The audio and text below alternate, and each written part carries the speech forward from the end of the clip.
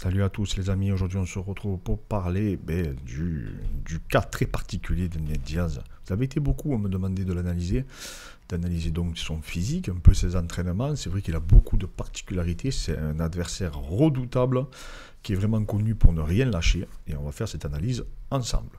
Tout d'abord les amis, n'oubliez pas de vous abonner, de nous mettre en commentaire s'il y a des sujets en particulier qu'on aborde, on le fera avec grand plaisir. Et surtout si vous voulez chercher un accompagnement, n'hésitez pas à nous contacter sur Instagram. Donc Ned Diaz, il a cette particularité d'être triathlète aussi parallèlement. Alors attention, il fait du triathlon pour le plaisir avec son frère. Et il a d'autres particularités, il est aussi connu pour être vegan. Alors il n'est pas exactement vegan, c'est Joe Rogan qui disait que en fait il mange du poisson, il mange de temps en temps de la viande encore, donc voilà, donc il n'est pas tout à fait vegan apparemment, d'après même beaucoup d'amis à lui. Il serait pas 100% vegan et qui fait lors des soirées des écarts, etc. Donc voilà, il est connu pour ça, donc pour le triathlon et pour le fait d'être vegan. D'ailleurs, il est dans le reportage sur Netflix et ça a été très utilisé du coup un peu par la propagande en disant oui, mais vous avez vu, le vegan a battu le mangeur de viande qui est Conor McGregor, etc., etc. Donc, je veux vous mettre du coup sa morpho-anatomie. Donc, Ned Diaz, il est grand pour la catégorie, il fait 183 cm. Alors parce qu'à la base, je rappelle, c'est un lightweight, donc il fait 183 cm, il a 193 cm d'allonge. Il a un très long humérus et il a un très long fémur.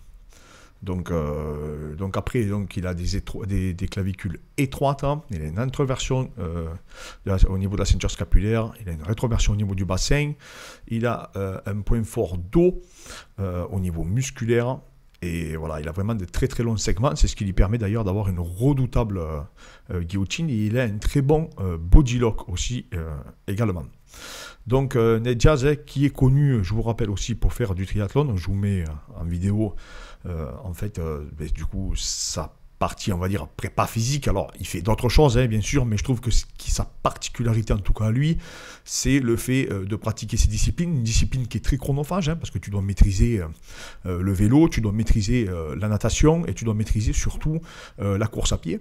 Et du coup, c'est trois disciplines qui demandent énormément de temps de pratique, et souvent, comme on dit avec Fred, du triathlon, tu n'en fais pas pour avoir du cardio. Si tu fais du triathlon, c'est qu'à la base déjà, tu avais remarqué que tu avais du cardio par rapport aux gens que tu fréquentais, en tout cas par rapport aux gens contre qui tu étais opposé.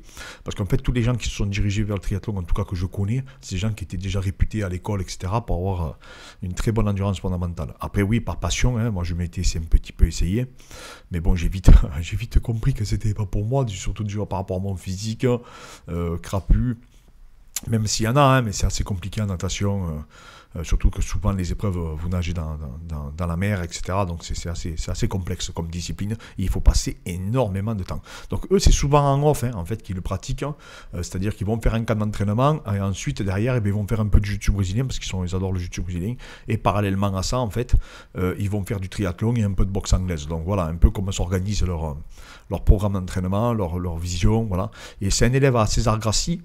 Il s'entraînait pendant des années avec Rickson Gracie, qui est un des meilleurs grappleurs de la planète, avec son frère du coup Nick, qui s'entraînait aussi avec Gilbert Melendez, aussi, qui était un tueur à gages. Donc vraiment, il a eu des sparring de très très haute qualité. Il a commencé à combattre très jeune. Il affrontait déjà des adultes alors qu'il était mineur. Non, vraiment un redoutable adversaire, un redoutable combattant. Et du coup, pour tous ses opposants, c'est jamais un combat facile. Surtout, je le rappelle souvent, quand c'est du 5x5.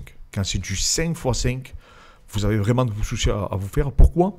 Parce qu'il est extrêmement difficile à soumettre et extrêmement difficile à mettre KO. Alors en TKO, c'est possible de le faire arrêter, ou sur blessure, on l'a déjà vu, mais il est vraiment très difficile à être terminé. Même s'il fait l'ascenseur, il vous appelle, un peu comme Pedro Bronx aujourd'hui, lui il vous appelle, il vous dit viens, il s'assoit, enfin voilà. Et en plus il a un mental de lâche rien, donc c'est vraiment un combat difficile pour n'importe qui. On l'a vu d'ailleurs contre Leon Edwards, il s'est fait littéralement littéralement roulé dessus. Et à la fin, c'est lui qui arrive à le connecter et qui lui parle. En plus, il vous parle, il vous met des gifles. Enfin bref, il vous rend dingue.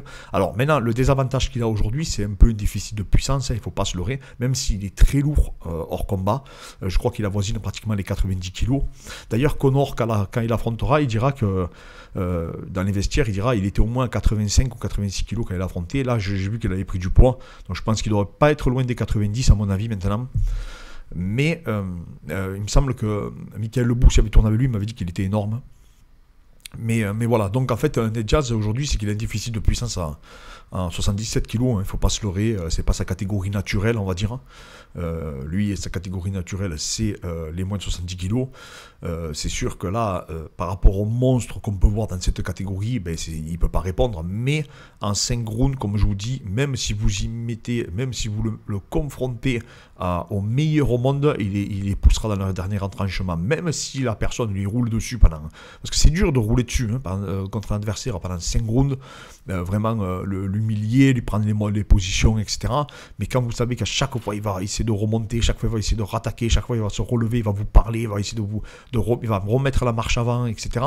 Mais ça, c'est cette particularité, c'est ce qu'ils ont ces deux frères, hein, c'est de jamais de jamais abandonner, de toujours attaquer. Et même à l'époque où il avait affronté Benson Anderson, pareil, il avait été ultra dominé, mais par contre, il avait donné une opposition toujours au moins, comme je dis, psychologique. Georges Saint-Pierre avait dit pareil de Nick Diaz. Il avait dit, il lâche rien, il vous parle, c'est très déstabilisant. Mais il vous regarde, il vous dit, voilà, il est tout le temps en train de vous donner des fausses informations, il baisse les mains. C'est très déstabilisant. Et en plus, comme ils ont cette aura de se dire que même si tu le touches, même si tu as des positions, il ne tapera pas. Et en plus de ça, ça va être dur de le terminer, et que quasiment personne ne l'a fait, mais bien, automatiquement, ça crée un peu cet aspect un peu mystique, hein, quand vous êtes dans la cage contre lui, vous vous dites oui, je veux le battre, mais il ne va pas falloir que je fasse d'erreur, parce qu'à un moment donné, il pourra me renverser la tendance grâce à son cardio, grâce à sa détermination, et en plus, après, techniquement, il est quand même très fort, il ne faut pas se leurrer, même en lutte, je pense qu'il est vraiment sous-estimé, mais il a une bonne petite lutte, il est très très fort sur le dos en grappling, et il a une très très bonne anglaise. Alors c'est pas un puncher, heureusement d'ailleurs, mais il a un tel débit, il est quand même relativement précis. On l'a vu contre Conor, où il a réussi à le connecter.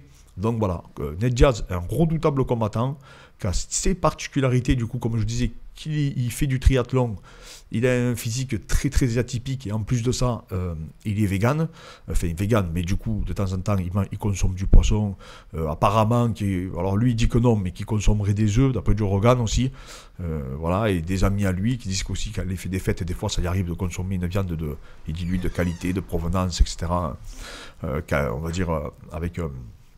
de petits agriculteurs du coin, mais voilà, bon, enfin, en tout cas lui il prône vraiment, il se dit un peu représentant de cette communauté, et voilà, ça reste un redoutable vraiment adversaire. Comme je dis, c'est 5, ça sera toujours un cadeau pour personne, surtout si vous le signez en 5x5. Donc voilà, Ned Diaz, voilà, un des plus gros cardio de l'UFC, un des plus gros mental de l'UFC, un des plus gros guerriers du coup.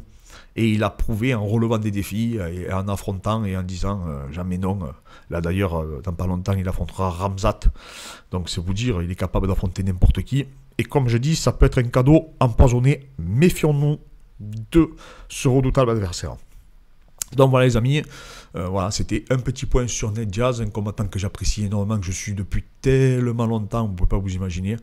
Donc de le voir encore briller, et je suis content qu'il gagne très bien sa vie, il le mérite, hein, avec les guerres qu'il a pu mener. Et j'espère en tout cas que même s'il perd son prochain match, il ne prendra pas trop de dommages et qu'il partira avec les honneurs. Voilà. Merci encore à tous ceux qui nous suivent. N'hésitez pas à nous mettre en commentaire, comme je vous dis, des suggestions de vidéos. On travaillera les sujets et après derrière on vous les livrera. Et on vous remercie encore à tous pour le soutien.